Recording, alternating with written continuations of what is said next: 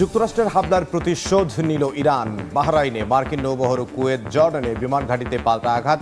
Hormuz থেকে বিদেশি বাহিনীকে সরে যেতে সতর্ক বার্তা। আফগানিস্তানের 3 প্রদেশে পাকিস্তানের হামলা, 11 শিশুসহ নিহত 13। আজাদ কাশ্মীরে সহিংসতায় 11 জনের প্রাণহানি। মানবাধিকার লঙ্ঘনের অভিযোগ ভারতের। দক্ষিণ আফ্রিকার জোহান্সবার্গে বন্দুকধারীদের এলোপাতাড়ি গুলি, নিহত 12, আহত অন্তত 9। অস্ত্রধারীদের ধরতে অভিযানের নিরাপত্তা বাহিনী। এবং ইরান যুক্তরাষ্ট্র সংঘাতের ছায়া, ফুটবলেও বিশ্বকাপের আগে ইরানি সমর্থকদের টিকিট বাতিলের অভিযোগ। ম্যাচ শেষে 24 ঘন্টার মধ্যে মার্কিন ভূখণ্ড ছাড়ার নির্দেশ।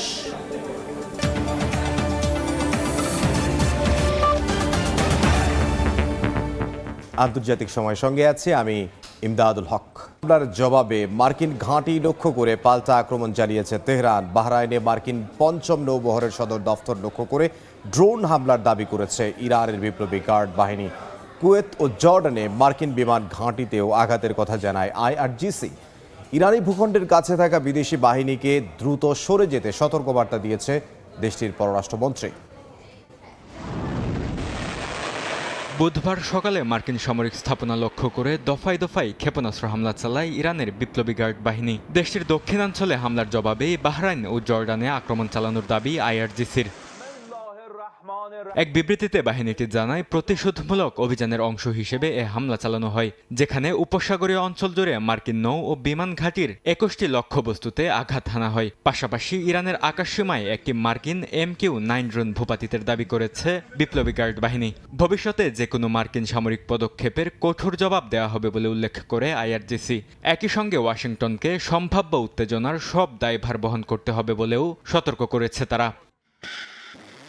ইরানের ছোড়া 5টি ক্ষেপণাস্ত্র ভূপাতিত করার দাবি করেছে জর্ডানের সেনাবাহিনী। বাহরাইনে আবারও আকাশ সতর্ক সংকেত সক্রিয় করা হয়েছে। দেশটির স্বরাষ্ট্র মন্ত্রণালয় নাগরিকদের শান্ত থাকার এবং নিকটবর্তী নিরাপদ স্থানে আশ্রয় নেওয়ার নির্দেশ দিয়েছে। এর আগে হেলিকপ্টার ভূপাতিতের অভিযোগে ইরানের জাস্ক, কেশবদ্বীপ, মিনাব এবং বন্দর আব্বাস সহ হরমুজ প্রণালীর আশেপাশে রাডার ও যোগাযোগ স্থাপনায় হামলা চালায় যুক্তরাষ্ট্র। এসব হামলায় ইরানের পানির ট্যাঙ্ক ও যোগাযোগ কেন্দ্র ক্ষতিগ্রস্ত হয়েছে। এদিকে যুক্তরাষ্ট্রের সঙ্গে উত্তেজনার মধ্যেই সতর্কতামূলক এক বার্তা দিয়েছেন ইরানের পররাষ্ট্রমন্ত্রী আব্বাস আরাকচি। ইরানের ভূখণ্ডের কাছে কোনো বিদেশি বাহিনী অবস্থান করলে দ্রুত এলাকা ছেড়ে যেতে কঠোর হুঁশিয়ারি উচ্চারণ করেছেন তিনি। বরকতুল্লাহ, সময় সংবাদ। মার্কিন হেলিকপ্টার ভূপাতিত, জর্ডান বাহরাইনের ঘাঁটিতে পাল্টা হামলা চালিয়ে নিজেদের সামরিক শক্তির প্রমাণ দিল ইরান। মিত্রদের উপর নির্ভরতা কমিয়ে তেহরান এখন সম্মুখ সমরে অপ্রতিরোধ্য। বিশ্লেষকরা বলছেন, ইরানের এমন পদক্ষেপ ওয়াশিংটন ডিসিকে রণকৌশল পাল্টাতে এবং পূর্ণাঙ্গ যুদ্ধের সিদ্ধান্ত থেকে পিছিয়ে আসতে বাধ্য করেছে। হরমুজ প্রণালীতে যুক্তরাষ্ট্রের অত্যাধুনিক অ্যাপাচি হেলিকপ্টার ভূপাতিতের জেরে পাল্টা হামলা শুরুর পর তা দ্রুত স্থগিতের ঘোষণা দেয় যুক্তরাষ্ট্র। কারণ মার্কিন হামলার জবাবে বাহরাইন ও জর্ডানে অবস্থিত যুক্তরাষ্ট্রের ঘাঁটিতে হামলা চালায় আইআরজিসি। বিশ্লেষকরা মনে করছেন, ইরান আগের চেয়েও শক্তিশালী ও সুবিধাজনক অবস্থানে রয়েছে, তাই যুদ্ধের কৌশল পাল্টাতে বাধ্য হয়েছে ওয়াশিংটন ডিসি। সমরবিদরা মনে করছেন, ইরান এখন আর রক্ষণাত্মক অবস্থানে নেই। অতীতে মার্কিন বা ইসরায়েলি হামলার জবাবে তেহরান তার মিত্রদের উপর নির্ভর করলেও এখন তারা সরাসরি ফ্রন্টলাইনে চলে এসেছে। সম্প্রতি এই মার্কিন সামরিক হেলিকপ্টার ও অত্যাধুনিক ড্রোন ভূপাতিত করার ঘটনা প্রমাণ করে ইরানের আকাশ প্রতিরক্ষা ব্যবস্থা এবং ট্র্যাকিং প্রযুক্তি এখন যে কোনো পশ্চিমা শক্তির মুখোমুখি হতে প্রস্তুত। অন্যদিকে আন্তর্জাতিক বিশ্লেষকরা মনে করছেন, সবচেয়ে বড় ধাক্কাটি এসেছে জর্ডান ও বাহরাইনের মার্কিন ঘাঁটিতে হামলার মাধ্যমে। ওয়াশিংটন খুব ভালো করেই জানে, এই মুহূর্তে ইরানের সঙ্গে পূর্ণাঙ্গ যুদ্ধে জড়ানোর অর্থ হল পুরো মধ্যপ্রাচ্যকে জ্বালিয়ে দেওয়া, যার সরাসরি প্রভাব পড়বে বৈশ্বিক জ্বালানি বাজারে। পাশাপাশি ওই অঞ্চলের মিত্রদের সুরক্ষার বিষয়টিও ভাবতে হচ্ছে। বিশ্লেষকরা বলছেন, ইরানের এই শক্ত অবস্থান কতটা স্থায়ী হবে তা নির্ভর করছে ওয়াশিংটনের পরবর্তী কূটনৈতিক চাল এবং আঞ্চলিক মিত্রদের ভূমিকার উপর। কারণ রণাঙ্গনে ওয়াশিংটন ও তেল আবিবের সঙ্গে বুক চিতিয়ে লড়াই করলেও অর্থনৈতিক নিষেধাজ্ঞার চাপে চরম বেকায়দায় রয়েছে তেহরান। শেখ সাদি মারজান, সময় সংবাদ। ট্রাম্প নেতানিয়াহুর সম্পর্কে ফাটল ধরেছে এমন আলোচনা বেশ কয়েকদিন ধরেই ঘুরছে আন্তর্জাতিক গণমাধ্যমে। উত্তপ্ত ফোন আলাপ, লেবাননে হামলা নিয়ে মতবিরোধ আর ইরানকে ঘিরে ভিন্ন কৌশল, সব মিলিয়ে জল্পনা তুঙ্গে। তবে বাস্তবতা বলছে লক্ষ্য এক হলেও কৌশল নিয়ে মতপার্থক্যই মূল বিষয়। বিশেষজ্ঞরা বলছেন মধ্যপ্রাচ্যে ইরান ও হিজবুল্লাহকে মোকাবিলার প্রশ্নে ওয়াশিংটন আর তেল আবিব এখনও একই কাতারেই রয়েছে। মার্কিন প্রেসিডেন্ট ডোনাল্ড ট্রাম্প এবং ইসরায়েলি প্রধানমন্ত্রী বিনিয়ামিন নেতানিয়াহুর সাম্প্রতিক উত্তপ্ত ফোনালাপকে ঘিরে নানা ব্যাখ্যা সামনে এসেছে। গণমাধ্যমের একাংশে এটিকে দুই নেতার সম্পর্কের অবনতি হিসেবে তুলে ধরা হলেও বিশ্লেষকদের মতে এটি মূলত দুই শক্তিশালী নেতার কৌশলগত মতবিরোধের বহিঃপ্রকাশ। কারণ মধ্যপ্রাচ্যের ভবিষ্যৎ নিয়ে তাদের মৌলিক দৃষ্টিভঙ্গিতে এখনো কোনো পরিবর্তন আসেনি। বিরোধের কেন্দ্রবিন্দুতে রয়েছে লেবানন ও ইরান ইস্যু। ট্রাম্প চান ইরানের সঙ্গে চলমান আলোচনাকে অগ্রাধিকার দিতে এবং নতুন সামরিক উত্তেজনা এড়াতে। অন্যদিকে নেতানিয়াহুর যুক্তি, হিজবুল্লাহর হুমকি মোকাবিলায় ইসরায়েলকে প্রতিনিয়ত চাপ বজায় রাখতে হবে। একজন যেখানে সমঝোতার মাধ্যমে দ্রুত সমাধান খুঁজছেন, অন্যজন সামরিক চাপকে নিরাপত্তার অপরিহার্য অংশ হিসেবে দেখছেন। তবে লক্ষ্য কিন্তু অভিন্ন।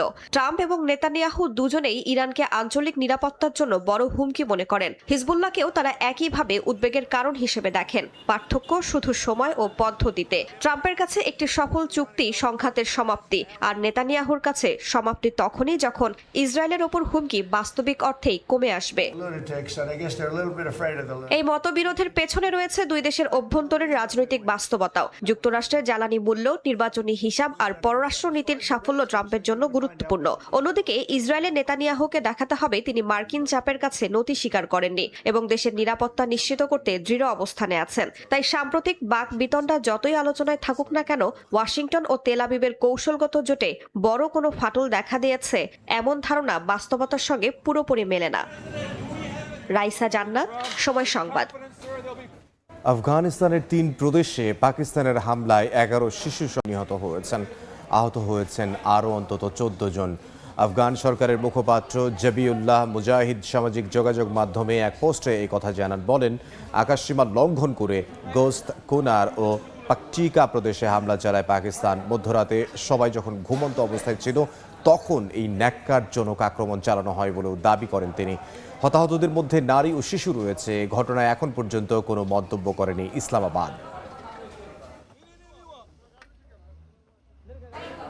পাকিস্তানের আজাদ কাশ্মীরে সংরক্ষিত আসন বাতিলের দাবিতে নিষিদ্ধ সংগঠন জেএএসির ডাকা ধর্মঘটে অচল হয়ে পড়েছে পুরো অঞ্চল। এর আগে রোববার নিরাপত্তা বাহিনীর সঙ্গে বিক্ষোভকারীদের রক্তক্ষয়ী সংঘর্ষে প্রাণ হারান অন্তত 11 জন। এদিকে আজাদ কাশ্মীরে সাধারণ মানুষের উপর পাকিস্তানি বাহিনীর হামলা ও মানবাধিকার লঙ্ঘনের অভিযোগ তুলে তীব্র নিন্দা জানিয়েছে ভারত। পাকিস্তানের আজাদ কাশ্মীরে আইনসভার 12টি আসন সংরক্ষিত রাখার সিদ্ধান্তের প্রতিবাদে রাজপথে নামে নাগরিক অধিকার সংগঠন joint army action committee JAAC. তবে আন্দোলন দমাতে গেল শুক্রবার জননিরাপত্তার কারণ দেখিয়ে সংগঠনটিকে সন্ত্রাসী আখ্যা দিয়ে নিষিদ্ধ করে স্থানীয় প্রশাসন। এর জেরে উত্তপ্ত হয়ে উঠেছে গোটা অঞ্চল। এই নিষেধাজ্ঞার পরপরই রোববার রাতে রাওয়ালকোট শহরে এক ব্যবসায়ী নিহতের ঘটনাকে কেন্দ্র করে উত্তেজনা চরমে পৌঁছায়। হাসপাতাল মর্গের সামনে জড়ো হওয়া বিক্ষোভকারীদের ছত্রভঙ্গ করতে নিরাপত্তা বাহিনী গুলি চালালে রণক্ষেত্রে পরিণত হয় পুরো এলাকা। কর্মকর্তাদের দাবি, বিক্ষোভকারীরা স্বয়ংক্রিয় রাইফেল ও পেট্রোল বোমা নিয়ে হামলা চালালে আত্মরক্ষায় গুলি চালানো হয়। এতে বেশ কয়েকজন প্রাণ হারান। সহিংসতার জেরে সংগঠনের ডাকা সর্বাত্মক ধর্মঘটে রাজধানী মুজাফফরাবাদ সহ প্রধান শহরগুলো ভুতুড়ে নগরীতে পরিণত হয়েছে। জনশূন্য হয়ে পড়েছে রাস্তাঘাট, বন্ধ রয়েছে সব ধরনের দোকানপাট ও বাজার। এদিকে সুপ্রিম কোর্ট জানিয়েছেন আসন বাতিলের জন্য সাংবিধানিক সংশোধনীর প্রয়োজন, যা বিক্ষোভকারীদের আরও ক্ষুব্ধ করে তুলেছে। পরিস্থিতি নিয়ন্ত্রণে সংগঠনের 4 নেতার বিরুদ্ধে রাষ্ট্রদ্রোহিতার মামলা দিয়ে কোটি রুপি পুরস্কার ঘোষণা করেছে সরকার। এদিকে পাকিস্তানের আজাদ কাশ্মীরে চলমান তীব্র উত্তেজনার মধ্যেই মুখ খুলেছে চিরপ্রতিদ্বন্দ্বী ভারত। মঙ্গলবার নয়াদিল্লিতে এক সংবাদ সম্মেলনে দেশটির পররাষ্ট্র মন্ত্রণালয়ের মুখপাত্র রণধীর জয়সওয়াল সেখানকার সহিংসতার তীব্র নিন্দা জানান। কাশ্মীরে পাকিস্তান সরকারের পুলিশি বর্বরতা ও মানবাধিকার লঙ্ঘনের অভিযোগ তুলে তিনি বলেন, নিজেদের ব্যর্থতা ঢাকতেই সাধারণ মানুষের ওপর এই দমনপীড়ন চালানো হচ্ছে। একই সাথে এই নৃশংসতার জন্য আন্তর্জাতিক সম্প্রদায়কে ইসলামাবাদের জবাবদিহিতা নিশ্চিত করার আহ্বান জানান তিনি। ফারহাদ চৌধুরী, সময় সংবাদ। দক্ষিণ আফ্রিকার জোহান্সবার্গে বন্দুকধারীদের গুলিতে অন্তত 12 জন নিহত হয়েছেন। এই ঘটনায় আহত হয়েছেন আরও 9 জন। স্থানীয় সময় মঙ্গলবার রাতে শহরের ক্লিভল্যান্ড এলাকার একটি বস্তিতে এ ঘটনা ঘটে। পুলিশ জানায় একটি সাদা টয়োটা গাড়িতে করে 10 জনের বেশি সন্দেহভাজন একটি পেট্রোল স্টেশনের কাছে আসে। এরপর বস্তির ভেতরে প্রবেশ করে দুটি প্রবেশ পথ দিয়ে বিভিন্ন স্থানে অবস্থানরত বাসিন্দাদের লক্ষ্য করে গুলি চালায়।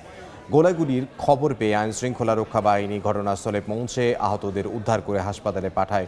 কর্তৃপক্ষ বলছে হামলার উদ্দেশ্য এখনও পরিষ্কার নয়। সন্দেহভাজনদের গ্রেফতারে অভিযান চালিয়ে যাচ্ছে পুলিশ।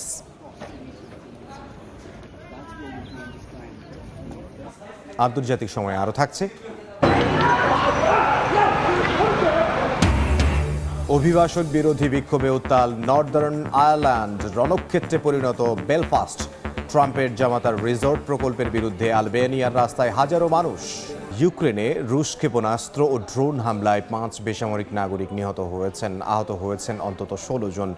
জবাবে পুতিন বাহিনীর অবস্থান লক্ষ্য করে আক্রমণ চালিয়েছে কিয়েভও। সংঘাত ভয়াবহ রূপ নেয় রুশ সেনাদের ইউরোপ প্রবেশে নিষেধাজ্ঞা আরোপের পরিকল্পনা করছে ইইউ। এদিকে যে কোনো শান্তি আলোচনায় ইউরোপকে অন্তর্ভুক্ত করার আহ্বান জানিয়েছেন প্রেসিডেন্ট ভলোদিমির জেলেনস্কি।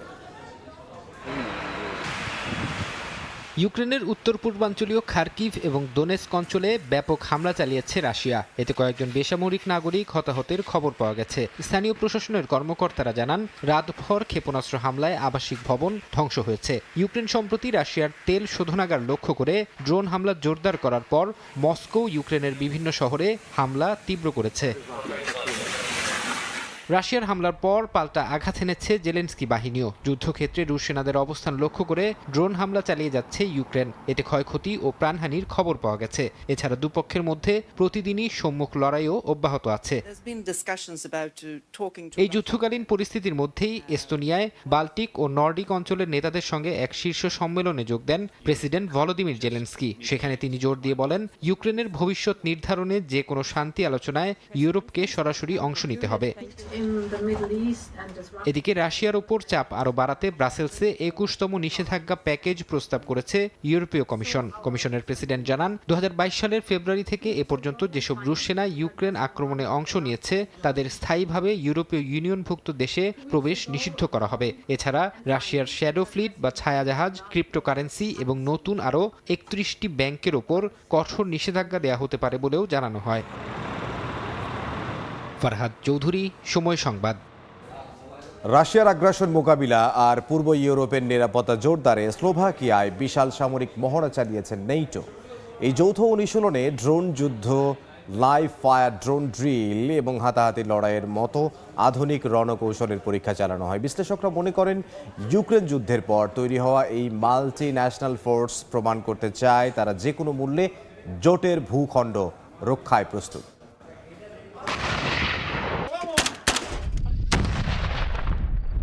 ইউক্রেন যুদ্ধের পর থেকেই পূর্ব ইউরোপে নিজেদের শক্তি বাড়াতে কোমর বেঁধে নেমেছে ন্যাটো। এরই অংশ হিসেবে মে মাসের শেষ ভাগে স্লোভাকিয়ার পূর্ব সীমান্তে এক বার্ষিক সামরিক মহড়া সম্পন্ন করেছে ন্যাটোর মাল্টি ন্যাশনাল ফোর্স। মূলত রাশিয়ার সম্ভাব্য আগ্রাসন প্রতিহত করা এবং মিত্র দেশগুলোকে জোটের সুরক্ষা নিশ্চিত করার বার্তা দিতেই এই আয়োজন। ন্যাটোর পক্ষ থেকে জানানো হয়েছে, জোটভুক্ত যে কোনো দেশের সার্বভৌমত্ব রক্ষায় তারা সর্বদা তৈরি। ন্যাটোর অফিসিয়াল ওয়েবসাইটের তথ্য অনুযায়ী এবারের মহড়াটি ছিল বেশ আধুনিক ও বহুমুখী। এতে ড্রোন যুদ্ধ পরিচালনা, শহুরে পরিবেশে যুদ্ধের বিশেষ প্রশিক্ষণ এবং ভারী সাঁজোয়া যান থেকে লাইভ ফায়ার ড্রোন ড্রিল অন্তর্ভুক্ত ছিল। প্রযুক্তির ব্যবহারের পাশাপাশি প্রতিকূল পরিস্থিতিতে টিকে থাকতে সেনাদের দেওয়া হয়েছে মুখোমুখি লড়াইয়ের কঠোর প্রশিক্ষণ। স্লোভাকিয়ায় অবস্থানরত ন্যাটোর এই দলটির মূল নেতৃত্বে রয়েছে স্পেন। তবে স্প্যানিশ সেনাদের পাশাপাশি এই কমান্ডে কাঁধে কাঁধ মিলিয়ে কাজ করছে চেক প্রজাতন্ত্র, পর্তুগাল, রোমানিয়া, স্লোভেনিয়া এবং স্লোভাকিয়ার সশস্ত্র বাহিনী। আধুনিক যুদ্ধ কৌশল আর প্রযুক্তির এই নিখুঁত সমন্বয় প্রমাণ করে পূর্ব ইউরোপের নিরাপত্তা নিশ্চিতে ন্যাটো এখন আগের চেয়ে অনেক বেশি আক্রমণাত্মক ও সতর্ক। শেখ সাদি মারজান, সময় সংবাদ। বিক্ষোভে উত্তাল ইউরোপ ও উত্তর আমেরিকার বিভিন্ন দেশ। যুক্তরাজ্যে অভিবাসন বিরোধী আন্দোলন সহিংসতায় রূপ নিয়েছে। নর্দার্ন আয়ারল্যান্ডের রাজধানী বেলফাস্টে সংঘর্ষ ও অগ্নিসংযোগের ঘটনা ঘটেছে। আলবেনিয়ায় ট্রাম্পের জামাতার রিসর্ট প্রকল্পের বিরুদ্ধে বিক্ষোভ করেন কয়েক হাজার মানুষ। মেক্সিকোর রাজধানী মেক্সিকো সিটিতে বিভিন্ন দাবিতে মিছিল করেন শত শত শিক্ষক। স্পেনে পোপ লিওর সফরে সরকারি তহবিল ব্যবহারের প্রতিবাদে বিক্ষোভ হয়েছে। অভিবাসন বিরোধী বিক্ষোভের রণক্ষেত্র উত্তর আয়ারল্যান্ডের রাজধানী বেলফাস্ট। এক ব্যক্তির উপর ছুরিকাঘাতের ঘটনায় শুরুতে প্রতিবাদ কর্মসূচি থাকলেও তা দ্রুতই সহিংসতায় রূপ নেয়। মুখোশধারী অনেক বিক্ষোভকারী সড়ক অবরোধ করে এবং পুলিশের সঙ্গে সংঘর্ষে জড়িয়ে পড়ে। এ সময় একাধিক গাড়ি ও ব্যবসা প্রতিষ্ঠানে অগ্নিসংযোগ করা হয়। কয়েকটি দোকানে লুটপাটের ঘটনাও ঘটে। লক্ষ্যবস্তুতে পরিণত হয় সংখ্যালঘু অভিবাসী সম্প্রদায়ের বাড়ি ও দোকান। বেলফাস্টে ছুরিকাঘাতের ঘটনায় লন্ডনেও বিক্ষোভ করেছেন কট্টর ডানপন্থী সমর্থকরা। মধ্য লন্ডনে জড়ো হয়ে প্রায় 40 জন বিক্ষোভকারী অভিবাসন বিরোধী স্লোগান দেন। সরকারের অভিবাসন নীতিরও সমালোচনা করেন তারা। ব্যানার ও প্লেকার্ড হাতে আন্দোলনে নামেন বিক্ষুব্ধরা। পরিস্থিতি নিয়ন্ত্রণে চেষ্টা চালিয়ে যায় আইনশৃঙ্খলা রক্ষাকারী বাহিনী। বিক্ষোভ হয় আলবেনিয়ার রাজধানী তিরানাতেও। ট্রাম্পের জামাতা জেরেড কুশনারের বিনিয়োগ প্রতিষ্ঠানের সঙ্গে জড়িত বিতর্কিত রিসোর্ট প্রকল্পের বিরুদ্ধে প্রতিবাদ জানান তারা। প্রকল্পটি বাস্তবায়িত হলে শত শত হেক্টর প্রাকৃতিক সৈকত ক্ষতিগ্রস্ত হবে বলে অভিযোগ করেন পরিবেশবাদীরা। ফিফা বিশ্বকাপ শুরুর আগে বিক্ষোভে উত্তপ্ত মেক্সিকোর রাজধানী মেক্সিকো সিটি। বেতন ভাতা ও শিক্ষা খাতে সংস্কার সহ বিভিন্ন দাবিতে রাস্তায় মিছিল করেন শত শত শিক্ষক। এছাড়া দেশটিতে শ্রমিক সংগঠন ও নিখোঁজ ব্যক্তিদের স্বজনদের পক্ষ থেকেও নতুন বিক্ষোভের ঘোষণা এসেছে। বলিভিয়ার লাপাজ ও পার্শ্ববর্তী এল আল্টোতেও জরুরি অবস্থা ঘোষণার দাবিতে শত শত মানুষ বিক্ষোভ করেছেন। টানা 40 দিনের বেশি অবরোধে খাদ্য, ঔষধ ও জ্বালানি সরবরাহ ব্যাহত হওয়ায় আন্দোলন আরও তীব্র হয়। প্রেসিডেন্ট রদ্রিগো পাজ অবরোধের জন্য অবৈধ গোষ্ঠী ও মাদক চক্র সংশ্লিষ্ট শক্তিকে দায়ী করেছেন। সাবেক প্রেসিডেন্ট ইভা মোরালেস আন্দোলনকারীদের সমর্থন জানিয়ে আগাম নির্বাচনের দাবি তুলেছেন। এদিকে স্পেনের বার্সেলোনায় পোপ লিওর সফরে সরকারি তহবিল ব্যবহারের প্রতিবাদে বিক্ষোভ করেছেন কয়েক ডজন মানুষ। ধর্মীয় এই নেতাকে রাষ্ট্রপ্রধানের মতো মর্যাদা দেওয়ার সমালোচনা করে রাস্তায় নামেন তারা। বরকতুল্লাহ, সময় সংবাদ। Thai Aluminium. The better is now the best. আন্তর্জাতিক সময় আরও থাকছে। ফিলিপিন্সে ভূমিকম্পে মৃতের সংখ্যা বেড়ে 46, বাস্তুচ্যুত 37,000-এর বেশি মানুষ। ধ্বংসস্তূপে পরিণত অনেক স্থাপনা, হতাহতের সংখ্যা আরও বাড়ার শঙ্কা। 7 বছর পর উত্তর কোরিয়া সফরে যান চীনা প্রেসিডেন্ট শি জিনপিং। বিশ্লেষকরা বলছেন লাল গালিচা, সামরিক অভ্যর্থনা আর সমাজতান্ত্রিক বন্ধুত্বের উচ্ছ্বাসের আড়ালে ছিল আরও বড় বার্তা। উত্তর কোরিয়ার সঙ্গে সম্পর্কের নতুন রূপরেখা তুলে ধরেছেন শি, যেখানে বাণিজ্য থেকে সামরিক সহযোগিতা সব ক্ষেত্রেই ঘনিষ্ঠতার ইঙ্গিত মিলেছে। বিশ্লেষকরা বলছেন এটি শুধু দ্বিপাক্ষিক সফর নয়, বরং যুক্তরাষ্ট্র, রাশিয়া এবং পূর্ব এশিয়ার শক্তির ভারসাম্যকে ঘিরে চীনের বৃহত্তর কৌশলের অংশ। প্রায় 7 বছর পর উত্তর কোরিয়া সফরে গিয়ে দেশটির সর্বোচ্চ নেতা কিম জং উনের সঙ্গে বৈঠকে বাণিজ্য, কৃষি, অবকাঠামো, বিজ্ঞান প্রযুক্তি ও স্বাস্থ্য খাতে সহযোগিতা বাড়ানোর পাশাপাশি কৌশলগত সমন্বয়, সামরিক, কূটনৈতিক ও আইন শৃঙ্খলা বাহিনীর মধ্যে যোগাযোগ জোরদারের প্রস্তাব দেন চীনা প্রেসিডেন্ট শি জিনপিং। ফলে এই সফরে দুই দেশের সম্পর্ককে শুধু রাজনৈতিক নয়, বহুমাত্রিক অংশীদারত্বের রূপ দেওয়ার বার্তাই স্পষ্ট হয়েছে। তবে সফরের সবচেয়ে আলোচিত দিক হলো একটি গুরুত্বপূর্ণ শব্দের অনুপস্থিতি। 2019 সালের সফরের সময় শি কোরীয় উপদ্বীপকে পারমাণবিক অস্ত্রমুক্ত করার পক্ষে চীনের অবস্থান পুনর্ব্যক্ত করেছিলেন, কিন্তু এবার প্রকাশিত বক্তব্যে সেই প্রসঙ্গ নেই। বিশ্লেষকদের মতে এটি কিম জং উনের জন্য একটি কূটনৈতিক সাফল্য হতে পারে, কারণ উত্তর কোরিয়া এরই মধ্যেই সংবিধানে নিজেদের পারমাণবিক নীতিকে অন্তর্ভুক্ত করেছে এবং আন্তর্জাতিক নিষেধাজ্ঞা উপেক্ষা করে অস্ত্র কর্মসূচি সম্প্রসারণ অব্যাহত রেখেছে। এই সফর এমন এক সময় হলো যখন চীন ও যুক্তরাষ্ট্রের মধ্যে কৌশলগত প্রতিযোগিতা আরও তীব্র হয়েছে এবং উত্তর কোরিয়া রাশিয়ার সঙ্গে সম্পর্ক উল্লেখযোগ্যভাবে জোরদার করেছে। ইউক্রেন যুদ্ধে মস্কোকে সহায়তা দিতে সেনা ও অস্ত্র পাঠিয়েছে পিয়ংইয়ং। আর 2024 সালে কিম জং উন ও ভ্লাদিমির পুতিন পারস্পরিক প্রতিরক্ষা চুক্তিও স্বাক্ষর করেন। এমন বাস্তবতায় শীর্ষ সফরকে অনেকেই বেইজিং এর পক্ষ থেকে পিয়ংইয়ংকে আবারও নিজেদের প্রভাব বলয়ের কেন্দ্রে ফিরিয়ে আনার চেষ্টা হিসেবে দেখছেন। একই সঙ্গে সফরটি যুক্তরাষ্ট্রের প্রতিও গুরুত্বপূর্ণ বার্তা বহন করছে। ডোনাল্ড ট্রাম্প আবারও কিম জং উনের সঙ্গে আলোচনায় আগ্রহ প্রকাশ করলেও চীন দেখাতে চায় উত্তর কোরিয়ার ওপর সবচেয়ে বেশি প্রভাব এখনও বেইজিংয়েরই। বিশেষজ্ঞদের মতে সামরিক ও নিরাপত্তা সহযোগিতা জোরদারের আহ্বান ইঙ্গিত দিচ্ছে যে চীন ক্রমেই এমন একটি আঞ্চলিক নিরাপত্তা কাঠামো কল্পনা করছে যা যুক্তরাষ্ট্র, দক্ষিণ কোরিয়া ও জাপান জোটের পাল্টা ভারসাম্য তৈরি করতে পারে। একই সঙ্গে উত্তর কোরিয়া যেন এমন কোনো পদক্ষেপ না নেয় যা পুরো অঞ্চলের স্থিতিশীলতাকে ঝুঁকির মুখে ফেলে, সেটিও নিশ্চিত করতে চায় বেইজিং। রাইসা জান্নাত, সময় সংবাদ। ফিলিপিন্সে শক্তিশালী ভূমিকম্পে মৃতের সংখ্যা বেড়ে দাঁড়িয়েছে 46 জনে, আহত প্রায় 200 মানুষ। এছাড়া বাস্তুচ্যুত হয়েছেন 37,000-এরও বেশি মানুষ। ধসে পড়েছে বহু স্কুল, বাণিজ্যিক ভবন, ধ্বংসস্তূপে পরিণত হয়েছে অনেক স্থাপনা। এতে হতাহতের সংখ্যা আরও বাড়ার আশঙ্কা করা হচ্ছে। গেল ৮ জুন ফিলিপিন্সের দক্ষিণে ৭.৮ মাত্রার ভূমিকম্প আঘাত হানে। মাত্র কয়েক সেকেন্ডেই ধসে পড়ে অসংখ্য ঘরবাড়ি ও স্থাপনা। ভূমিকম্পের পরপরই পাহাড়ি এলাকায় দেখা দেয় ভয়াবহ ভূমিধস। মাটি, পাথর আর ধ্বংসাবশেষের স্রোতে চাপা পড়ে ঘরবাড়ি, বন্ধ হয়ে যায় গুরুত্বপূর্ণ সড়ক। কোথাও কোথাও পুরো যোগাযোগ বিচ্ছিন্ন হয়ে আটকা পড়ে শত শত মানুষ।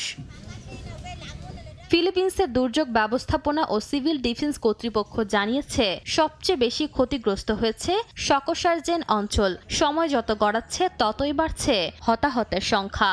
ধ্বংসস্তূপের গভীরে আরো কত মানুষ চাপা পড়ে আছে তা কেউ জানে না। একদিকে উদ্ধার কাজ চলছে, অন্যদিকে প্রতিটি ঘন্টায় বাড়ছে নতুন আতঙ্ক। ভূমিধসে ক্ষতিগ্রস্ত হয়েছে সড়ক, সেতু ও গুরুত্বপূর্ণ অবকাঠামো। অনেক এলাকায় পৌঁছাতে পারছে না ত্রাণ ও উদ্ধারকারী দল। ভারী যন্ত্রপাতি ও হেলিকপ্টারের সহায়তা ছাড়া দুর্গম এলাকাগুলোতে প্রবেশ প্রায় অসম্ভব হয়ে পড়েছে। এতে উদ্ধার তৎপরতা যেমন ধীর হয়ে গেছে, তেমনি বেড়েছে আটকে পড়া মানুষের উদ্বেগ। সরকারি তথ্য অনুযায়ী ক্ষতিগ্রস্ত হয়েছে হাজারো ঘরবাড়ি, ব্যবসা প্রতিষ্ঠান ও বিভিন্ন স্থাপনা। বাস্তুচ্যুত হয়েছেন 37,000-এর বেশি মানুষ। অনেক পরিবার এখন অস্থায়ী আশ্রয় কেন্দ্রে, আবার অনেকেই রাত কাটাচ্ছেন খোলা আকাশের নিচে। সবচেয়ে তীব্র হয়ে উঠেছে খাবার, বিশুদ্ধ পানি ও আশ্রয়ের সংকট। দুর্গত মানুষদের অনেকে পর্যাপ্ত খাবার না পাওয়ার অভিযোগ করেছেন। এখন পর্যন্ত সামান্য সাহায্যও আমাদের কাছে পৌঁছায়নি। তারা বলছে এখানকার সড়কগুলো মারাত্মকভাবে ক্ষতিগ্রস্ত। সম্ভবত রাস্তার এই অবস্থার কারণেই তারা আমাদের কাছে পৌঁছাতে পারছে না। আমরা আশা করি সরকার বা যেসব শহীদ মানুষ সাহায্য করতে পারেন তারা আমাদের পাশে দাঁড়াবেন। আমরা চাই তারা যেন আমাদের কথা মনে রাখেন, কারণ আমাদের এখন মাথা গোজার মতো কোনো জায়গা নেই। ভূমিকম্পের কম্পন থেমে গেলেও দক্ষিণ ফিলিপিন্সের হাজারো মানুষের জন্য আতঙ্ক এখনও শেষ হয়নি। তাদের প্রতিটি দিন কাটছে অনিশ্চয়তা আর বেঁচে থাকার সংগ্রামের মধ্য দিয়ে। ইশিতা আক্তার, সময় সংবাদ। দেখছেন আন্তর্জাতিক সময়। ভারতের জম্মু ও কাশ্মীরে দাবানলে পড়ছে বিশাল বনভূমি। স্থানীয় সময় সোমবার রাজ্যের রাজৌরি জেলার বিভিন্ন বনাঞ্চল ও আশপাশের গ্রামে আগুন ছড়িয়ে পড়ে। এতে আতঙ্কিত হয়ে পড়েন স্থানীয়রা। আগুন নেভাতে ফায়ার সার্ভিসের সদস্যদের পাশাপাশি সাধারণ মানুষও কাজ করছেন। পর্যাপ্ত সরঞ্জামের অভাবে গাছের বড় ডাল ব্যবহার করেই অনেককে আগুন নিয়ন্ত্রণের চেষ্টা করতে দেখা যায়। ফায়ার সার্ভিস কর্মকর্তারা জানান, আগুন পুরোপুরি নিয়ন্ত্রণে আনতে বিভাগের সব সদস্য কাজ করছেন। যুক্তরাষ্ট্র প্রস্তাবিত ইবোলা কোয়ারেন্টাইন সেন্টারের বিরুদ্ধে কেনিয়ায় ব্যাপক বিক্ষোভ চলছে। মঙ্গলবার নানউইকি শহরে পুলিশের গুলিতে একজন নিহত হয়েছেন। প্রস্তাবিত কেন্দ্রটি কঙ্গো থেকে যাওয়া আক্রান্ত মার্কিন নাগরিকদের চিকিৎসার জন্য ব্যবহারের পরিকল্পনা করেছে যুক্তরাষ্ট্র। এতে সংক্রমণ ছড়িয়ে পড়ার আশঙ্কায় উদ্বেগ প্রকাশ করেন আন্দোলনকারীরা। পতাকা, প্ল্যাকার্ড এবং ইবোলা লেখা প্রতীকী কফিন নিয়ে কেন্দ্র নির্মাণের সিদ্ধান্ত বাতিলের দাবি জানান তারা। এদিকে কঙ্গো, উগান্ডায় ভাইরাসে আক্রান্তের সংখ্যা 600 ছাড়িয়েছে। সুইজারল্যান্ডের চার্লি চ্যাপলিন জাদুঘরে দেখা গেল এক বিরল দৃশ্য। বিশ্ব রেকর্ড গড়ার আশায় একত্র হয়েছিলেন 4 শতাধিক চ্যাপলিন। রেকর্ড ভাঙা না গেলেও কিংবদন্তি এই চলচ্চিত্র তারকার স্মৃতিকে ঘিরে তৈরি হয় উৎসব, উচ্ছ্বাস আর নস্টালজিয়ার এক অনন্য আয়োজন। কালো ডার্ভি হ্যাট, ছোট টুথব্রাশ গোফ আর হাতে বাঁশের ছুরি। হঠাৎ দেখলেই মনে হতে পারে চার্লি চ্যাপলিন যেন শত শত রূপে ফিরে এসেছেন। রোববার সুইজারল্যান্ডের কোর্সেরের সুলভেভেতে ছোট বড় সব বয়সী 429 জন মানুষ সেজেছিলেন নির্বাক চলচ্চিত্রের এই মহাতারকার আদলে। স্থানটি ছিল আরও বিশেষ, চ্যাপলিনের জীবনের শেষ 25 বছরের ঠিকানা, যা এখন তার স্মৃতি বিজড়িত জাদুঘর। জাদুঘরের 10ম প্রতিষ্ঠাবার্ষিকী উপলক্ষে আয়োজন করা হয় এই ব্যতিক্রমী সমাবেশের। লক্ষ্য ছিল এ জায়গায় সবচেয়ে বেশি সংখ্যক চার্লি চ্যাপলিনের সমাবেশ ঘটিয়ে নতুন বিশ্ব রেকর্ড করা, কিন্তু সেই লক্ষ্য পূরণ হয়নি। কারণ 2017 সালে একই স্থানে 662 জন চ্যাপলিন সেজে যে রেকর্ড গড়েছিলেন সেটি এবারও অক্ষত থেকে যায়। তবে রেকর্ড ভাঙতে না পারলেও অংশগ্রহণকারীদের আনন্দে কোনো ঘাটতি ছিল না। আমি সত্যি পৃথিবীর সবচেয়ে সুখী মানুষ। আমি একজন অভিনেতা, তাই পেশাগতভাবেও প্রায়ই মঞ্চে চার্লি চ্যাপলিনের চরিত্রে অভিনয় করি। আমরা চ্যাপলিনের বাড়িতে এমন মানুষদের সঙ্গে একত্র হয়েছি যারা চ্যাপলিনের ভীষণ অনুরাগী। প্রায় 37 একর জুড়ে বিস্তৃত ম্যানোয়ার দ্য ভ্যান এস্টেটে জীবনের শেষ অধ্যায় কাটিয়েছিলেন চার্লি চ্যাপলিন। স্ত্রী উনা ও 8 সন্তানকে নিয়ে তিনি 1977 সালে মৃত্যুর আগ পর্যন্ত এখানেই বসবাস করেন। যুক্তরাষ্ট্রের রাজনৈতিক বিতর্ক ও কমিউনিজম সংশ্লিষ্ট সন্দেহের কারণে 1950-এর দশকে দেশটি ছেড়ে সুইজারল্যান্ডে স্থায়ী হয়েছিলেন তিনি। শিউলি রোসা, সময় সংবাদ। ইরান যুক্তরাষ্ট্র সংঘাতের ছায়া এবার ফুটবল বিশ্বকাপেও। টুর্নামেন্ট শুরুর আগ মুহূর্তে ইরানি সমর্থকদের জন্য বরাদ্দকৃত টিকিট বাতিলের অভিযোগ করেছে দেশটির ফুটবল ফেডারেশন। একই সঙ্গে ম্যাচ শেষ হওয়ার 24 ঘন্টার মধ্যে ইরান দলকে যুক্তরাষ্ট্র ছাড়ার নির্দেশনা দেওয়া হয়েছে। লস অ্যাঞ্জেলস থেকে লস্কর আল মামুন জানাচ্ছেন বিস্তারিত। বিশ্বকাপ ফুটবলের শেষ মুহূর্তের প্রস্তুতিতে যখন ব্যস্ত দল ও সমর্থকরা, ঠিক তখনই বড় ধাক্কা খেল ইরান। শেষ মুহূর্তে এসে দলটির সমর্থকদের জন্য ফিফার নিয়ম অনুযায়ী বরাদ্দকৃত 8% টিকিট বাতিল করা হয়েছে বলে অভিযোগ ইরান ফুটবল ফেডারেশনের। সংস্থাটির দাবি, যুক্তরাষ্ট্রের স্টেডিয়ামগুলোতে ইরানি দর্শকদের উপস্থিতি বাধাগ্রস্ত করতেই উদ্দেশ্যপ্রণোদিতভাবে এই টিকিট প্রত্যাহার করা হয়েছে, যা আন্তর্জাতিক ক্রীড়ানীতির চরম পরিপন্থী। রাজনৈতিক বৈরিতার প্রভাব পড়েছে ইরান ফুটবল দলের ওপরেও। ম্যাচ শেষ হওয়ার মাত্র 24 ঘন্টার মধ্যে ইরান দলকে যুক্তরাষ্ট্র ছাড়তে কঠোর নির্দেশনা দেওয়া হয়েছে। এ কারণে যুক্তরাষ্ট্রের মাটিতে বেস ক্যাম্প করতে না পেরে পাশের দেশ মেক্সিকোর তিওয়ানা শহরে নিজেদের সাময়িক আস্তানা বানাতে বাধ্য হয়েছে দলটি। এছাড়া ইরান ফুটবল দলের গুরুত্বপূর্ণ 13 জন কর্মকর্তাকে ভিসাও দেয়নি মার্কিন প্রশাসন। এমন পরিস্থিতির মধ্যেই জি গ্রুপে থাকা ইরানকে তাদের বিশ্বকাপ মিশন শুরু করতে হচ্ছে। আগামী 15 জুন লস অ্যাঞ্জেলেস স্টেডিয়ামে নিউজিল্যান্ডের বিপক্ষে ম্যাচ দিয়ে মাঠের লড়াই শুরু করবে তারা। এরপর 21 জুন একই মাঠে বেলজিয়ামের মুখোমুখি হবে এশিয়ার এই দলটি। আর 27 জুন সিয়াটলে গ্রুপ পর্বের শেষ ম্যাচে ইরানের প্রতিপক্ষ মিশর। বিপুল সংখ্যক প্রবাসী ইরানিদের বসবাস লস অ্যাঞ্জেলেসে। অনেকটা কাকতালীয়ভাবেই এই লস অ্যাঞ্জেলেস স্টেডিয়ামে স্বাগতিক যুক্তরাষ্ট্র এবং ইরান তাদের প্রথম ম্যাচ খেলবে। দুদেশের দ্বন্দ্বের প্রভাব যেন খেলার মাঠে না গড়ায়, এমনটাই প্রত্যাশা সকলের। লস্কর আল মামুন, সময় সংবাদ, লস অ্যাঞ্জেলেস স্টেডিয়াম, যুক্তরাষ্ট্র। আন্তর্জাতিক সময়ের শীর্ষ সংবাদগুলো জানিয়ে দিচ্ছি আরও একবার।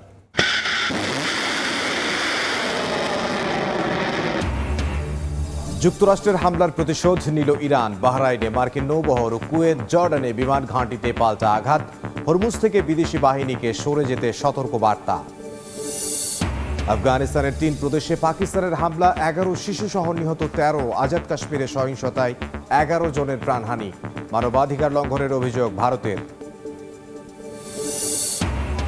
এবং দক্ষিণ আফ্রিকার জোহান্সবার্গে বন্দুকধারীদের এলোপাতাড়ি গুলি, নিহত 12, আহত অন্তত 9। অস্ত্রধারীদের ধরতে অভিযানে নিরাপত্তা বাহিনী।